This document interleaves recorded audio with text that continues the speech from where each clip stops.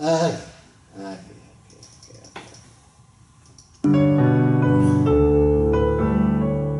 So now we get the both G is still notes. Yeah, the G is still there. You can't do anything with the G. The A is there. Okay. Last thing. Now the thing is, to put a filter on that, I have to change the wave file. I can't do it. Well, here's what I would have to do to filter the one note out, is to put the filter on the channel, but not send anything to the, or put the filter on an auxiliary, but not send anything to it until that exact moment. Because if I just take that and change it with the filter, I don't know.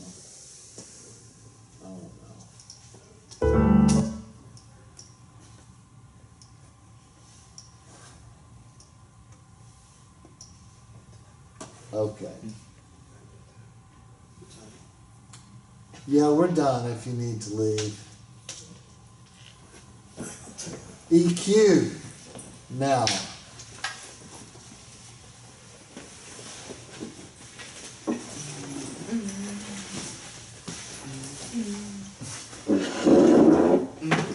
I'll take it easy.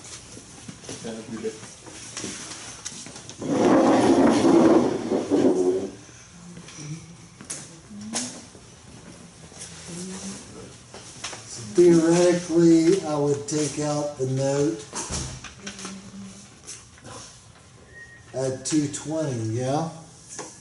220 hertz. Yeah, that's just 220? What is that? it's an the A below 440. Yeah, but what are you doing to it? Taking it out. Oh, it's the G. Yeah. I don't know what G is. This is not gonna work. Let me just assure you. It's possible. Someone smarter than I could probably do that. Appreciate you pointing that out. We worked so hard to get that A. Yeah. No. No, I didn't even want to go.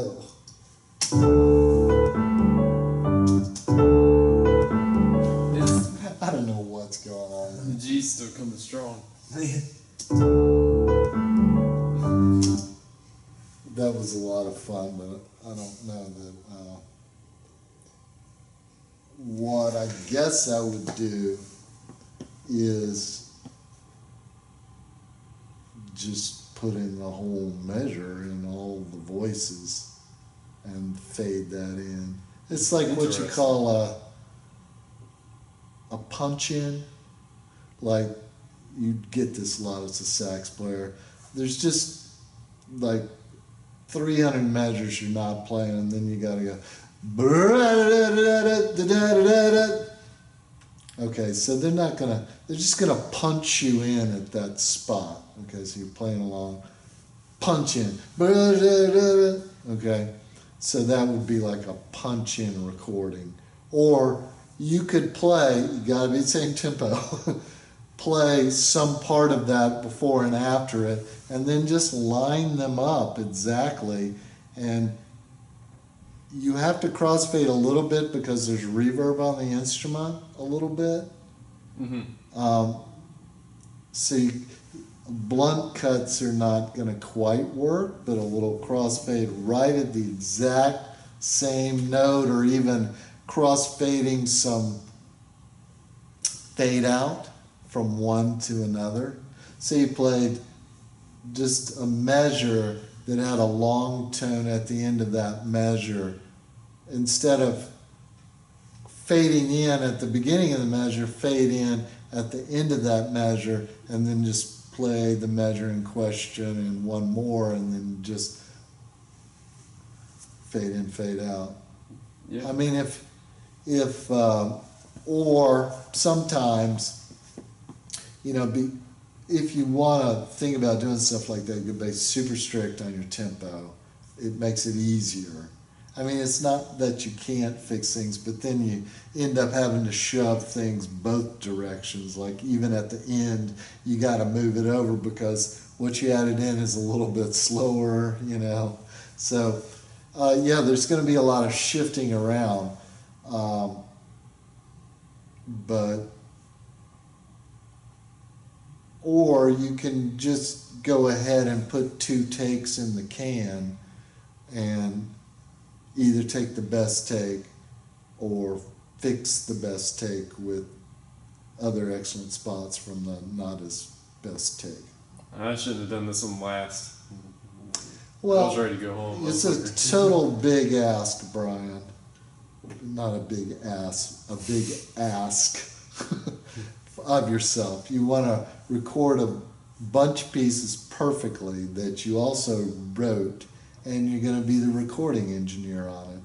So anything above an A minus is going to be a real win. Now, if you spend another day, a couple days, you really need to expect A plus. You know what I'm saying? But this is true in many things. You can do, and yes, I know there's not exactly money involved here, but the concept is the same. You can have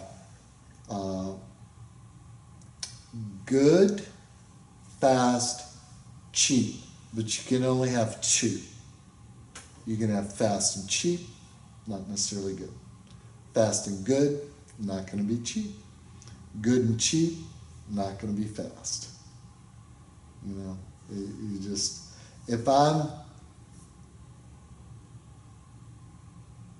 I work super fast, but I do not work cheap, and I do work good. I do work good. Anyway, that's neither here nor there. You get, there's other things that you could do, but for the efforts that you made, it was a super job. They're going to be super impressed. You're just a little close to it. If you went away and listened to it next year, you might hear things about your composition or your playing or something, but it wouldn't be about the recording. You know? So that's the nice thing. You just, and to be able to knock that out and give it to somebody, that's excellent. Yeah, I wasn't going to do that. I was going to send him the MIDI, but I'm glad I did, I guess. It's better, you know. The MIDI is not good for subtle tempos, and anyway, you might get a piano gig too. You know, yeah. You want to keep yourself open to any money-making opportunity. Anyway, nice work. We're not going to save this one at all. Okay. Well, I haven't heard back from him. I know he's received them because Dr. Holmes said he sent them to him. Jeff Bennett. Well,